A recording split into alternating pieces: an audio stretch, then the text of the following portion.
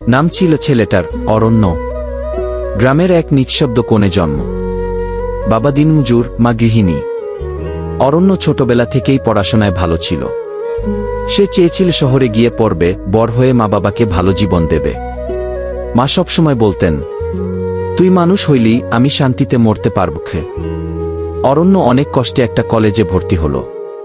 মায়ের হাতের টানাটানির সংসারেও ছেলেটার বইয়ের টাকা জমা পড়ে গেল। শহরে এসে সে বুঝল জীবন কতটা কঠিন। ক্ষুধা, একাকিত্ব আর তুচ্ছতাচ্ছিল্য তার সঙ্গী হয়ে দাঁড়াল। তবু সে লড়ল। পার্ট টাইম চাকরি করে, রাত্রে পড়ে, দিনের পর দিন, রাতের পর রাত। একদিন হোস্টেলের সামনে দাঁড়িয়ে সে চিঠি পেল। চিঠিতে লেখা ছিল, অরণ্য, আমি আর পারলাম না বাবা। তোর বাপটা হঠাৎ করে চলেই গেল।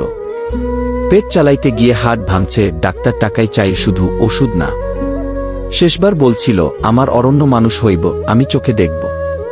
কিন্তু সে আর দেখতে পারল না। তুই নিজে খেয়া থাকিস বাবা গি।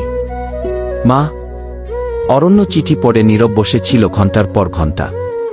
কান্না আসছিল না, কেবল একটা প্রশ্ন, আমি পড়াশোনা করে কি করলাম যদি বাবার চোখের সামনে মানুষ হয়ে উঠতেই না পারলাম। সেই রাতেই অরণ্য লিখল আরেকটা চিঠি মায়ের নামে।